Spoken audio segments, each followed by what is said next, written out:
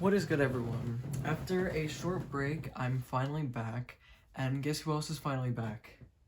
Kendrick Lamar. He is back today with Mr. Morale and the Big Steppers. I don't know about you, but I was a bit excited for this album. No, you were definitely excited for this album. Sorry to act kind of fruity. I have my laptop in front of me. I have some notes that I took for my review today of the new album. And let's just fucking get into this silly goose. So first we have the intro, United in Grief, which I feel like has a similar vocal intro like that was in Damn, like with Blood, like with the vocals. But then we go into this like silly little piano part, and then there's a beat switch, and he's like, and the drums are they're like gritty. That's the word I wrote, gritty. And I also wrote in all caps. I wrote hard. I don't know if you can see that. I don't know what's going on. It was a very hard intro. So great start to the album so far. And then we get into N95, like the fucking mask, of course. But opens up with like the take off the, and then I like the part in the chorus where he says, "You ugly as fuck." I like that. And then the synths, they're great. I love the synths. It's super catchy, and you can definitely tell that Baby Keem had a part in the production here, but I love it. It's probably my favorite song here, to be honest. I feel like, obviously there's some themes about the silly pandemic, but that's something I want to hear Kendrick talk about, because he's great. And I just feel like this song is so catchy. I've had it stuck in my head all week. Happy Tuesday, by the way. Then we're gonna go into Worldwide Steppers, which when I first listened to it, it didn't do a whole lot for me. But the more I listen to it, the more personal it feels. It feels like he's telling me his story of how he fucked the white bitches, and the instrumental just feels personal. I don't know if you understand that, but the song just feels like it's here in your head. It just feels like he's talking to you. Then we get into Die Hard, which when I first listened to it, I enjoyed it. I thought it was really catchy, and then it just grew off of me. I don't know. I always felt like there was something kind of off about the guest vocals, which come from Blast and Amanda Reefer. And something about them sounds very off. I absolutely just don't like them that much anymore. I don't know. They feel either like out of tune, or just like it sounds like it kind of, to me, just sounds like there's this like awful vocal processing on there. And I feel like if I don't know, maybe it's them, maybe it's not them, maybe it's not their fault, but something about like their chorus part, I just don't like it. And it's kind of forgettable anyway. I don't know. It's like, yeah. And so then you get into Father Time, which is another favorite of mine because of Sampha. I love that guy. Seeing his name is like seeing Frank Ocean on a song. His chorus was so beautiful. And the song's about daddy issues, of course, which I think is cool to hear Kendrick talk about. And I like the part where Sampha says, "Early morning wake-ups." Anyway, then we get into the Rich interlude, which of course is Kodak Black, which I haven't brought up yet. Kodak Black, what a guy. He's a rapist. It actually, now that I'm really thinking about it, it doesn't surprise me all that much that Kendrick is working with him. I don't know. I guess with all the R. Kelly mentions on here, I don't even know why he chose Kodak. Either be a rapist or be a bad musician. You can't be both, okay? But he is anyway. I do enjoy the piano, and I like the story that he's telling, but his voice, it pisses me off. He sounds like an annoying Lil Wayne. It's not good. I don't like hearing him.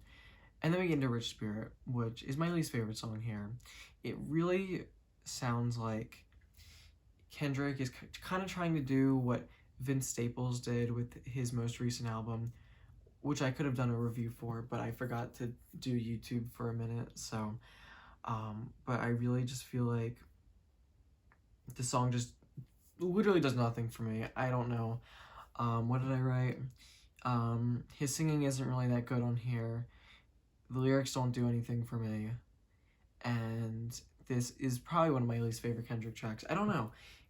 I just don't like that he kind of like it kind of sounds like he stooped down to a certain level. Um, that's really all I have to say about this song. I don't know. That could be the big hit from the album. I'm gonna hope it's not. Um, and then we have We Cry Together, which going from the last song is like going from 0 to 100. Um, Great song. When I first listened to it, I went on Twitter and of course I saw all the Eminem comparisons. But literally when I was listening to it the first time, that is probably the first thing that popped into my head. Specifically the song Kim, of course. Which may I say, I don't really like that song that much. I think the chorus on that song is awful, but um, obviously I like what it's trying to do. Um, but no, it literally sounds like you're in the middle of an argument on this song. And I love that about it. I love all of the fuck yous and the fuck yous. And I think Taylor Page puts on a great performance here. And the Alchemist beat is amazing. And then Purple Hearts, that beat to start off the song is absolutely euphoric. I love it. It's another love song type, but it's great. I think Summer Walker killed it on here, and I love the Ghostface verse. And I also wrote on here that I did not need to hear Kendrick say the words emoji heart. Something about that feels very, very boomer almost. And then we go into Count Me Out, which is, I feel like, a great intro to disc 2 on here. Oh, it's a double album. I don't know if you already knew that. You did know that. Great intro to part 2, the Big Steppers. I also wrote, obviously you can't see it, so I don't know why I'm showing you, but I did write hard in all caps again. It was very hard, that one.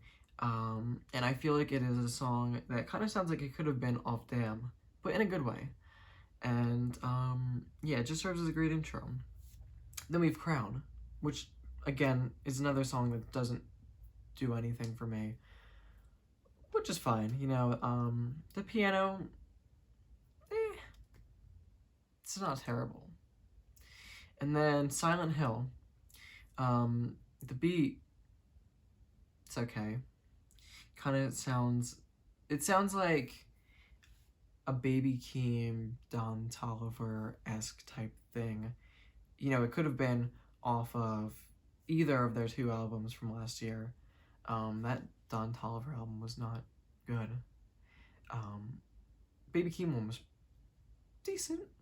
Probably a 7. Strong 6, like 7. But back on track here.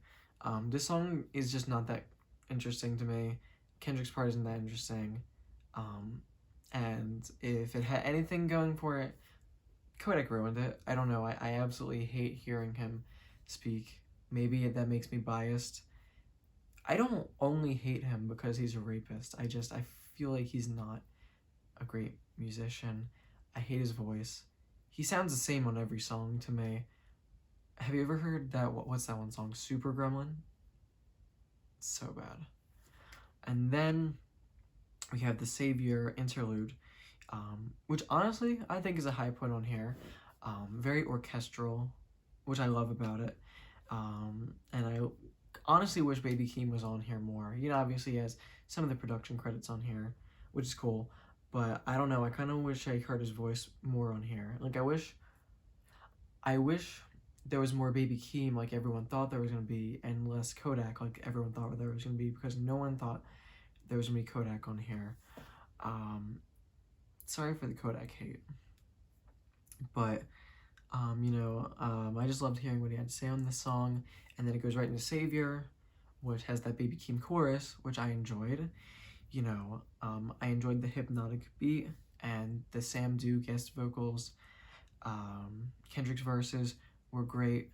However, he's kind of sus for his anti-vax-esque bars. It's not exactly J-rock, but like something is off-putting about it. I don't know. And then we have antidiaries, which is one that everyone was talking about. Right from the get-go. Of course, it's been called transphobic. Okay. If you are transgender, I cannot tell you how to feel, because obviously I totally understand if this song is somehow offensive to you. However, from my perspective, I really feel like it's just him kind of, putting out his feelings on having family members transition and what it was like for him. Obviously, his feelings in that matter have nothing to do with the validity of their transitioning, but it's kind of just about him adjusting. And I feel like it could have. I don't like. I simultaneously feel like he's trying to do something, but not really doing anything. I don't know. The use of faggot was kind of unnecessary, but I get it. I don't really care that much. I'm a faggot. I don't really care. It's for the art. Obviously, if someone heard it and got offended, I would totally get it, because it really wasn't necessary. I mean, it's not really reasonable to compare it to like a white person saying the N-word. That's different, but it's a bit much. The song's a bit much, but I do enjoy the song. I do like the mellow beat and how it kind of just builds up. It's pretty great in that sense. Then we have Mr. Morale, which is somewhat of a title track. I didn't really enjoy it all that much. The beat's decent, not too memorable or anything like that. The chorus is kind of weak, and I do like his themes on the song of trauma, and of course the R. Kelly mention. Yeah, but it was not bad, but I'm not really gonna come back to the song. It's there. Then we have Mother I Sober, which I specifically wrote is beautiful. And I also love how this song, builds up towards the end. I love the, I love the, sorry, I just zoned out. I love the Beth Gibbons feature from Portishead, of course. That was a crossover I never would have expected, but it's great. And of course, the themes on this great, the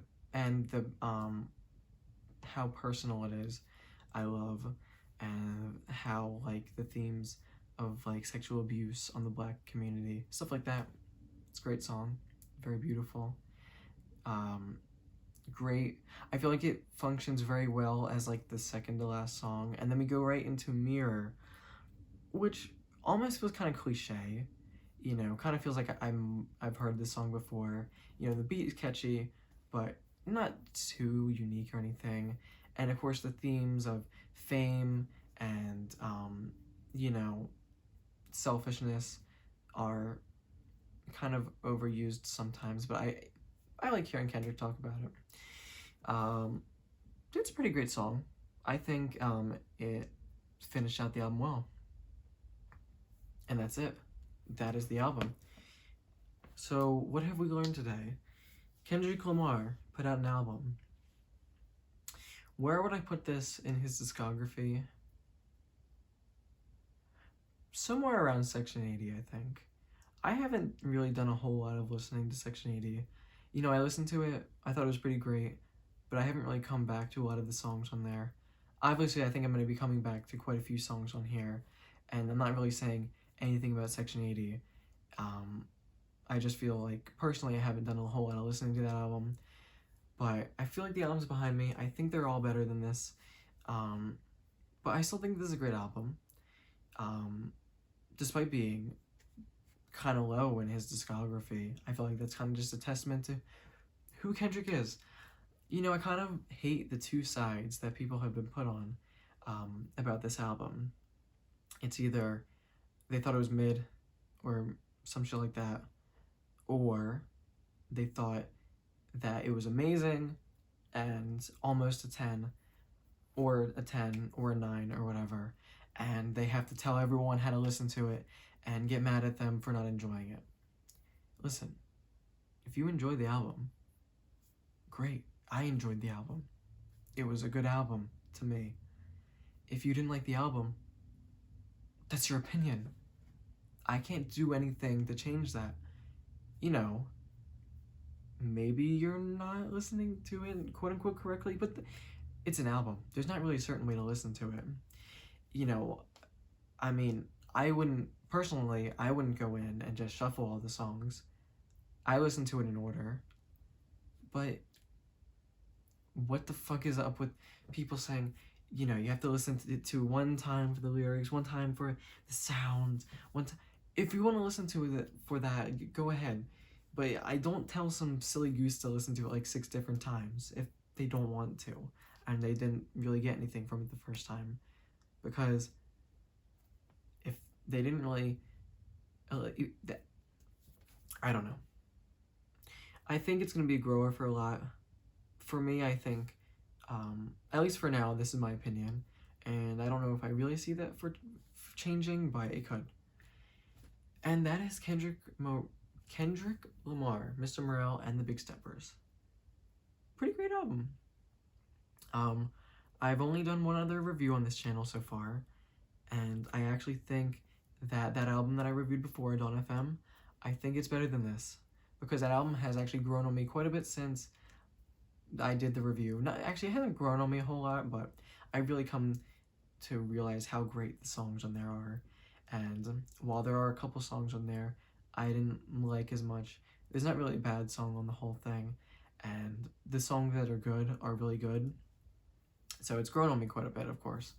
And yeah, and so for this album, I don't know why I went off on that little tangent, but this album I don't think is as good as Dawn FM. I think Dawn FM is among my top 3 of the year right now, and I know Kendrick Lamar dropped and he's not even in my top 3. I'm sorry, but it's still a great album, and I do think that this is a light 8 for right now. I know Fantano just gave it that, and I saw the video.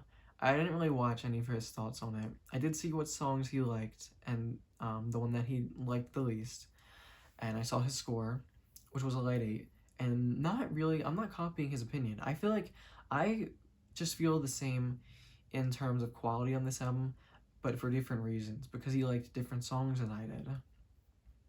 And that's really it. So, Kendrick Lamar has put out a great album. I think you should go listen to it and decide what songs you love and what songs you don't love.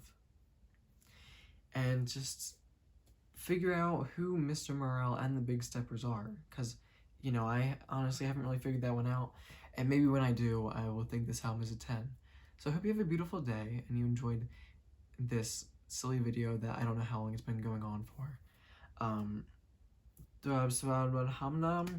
Beautiful day. I love you. Kendrick Lamar. Good night.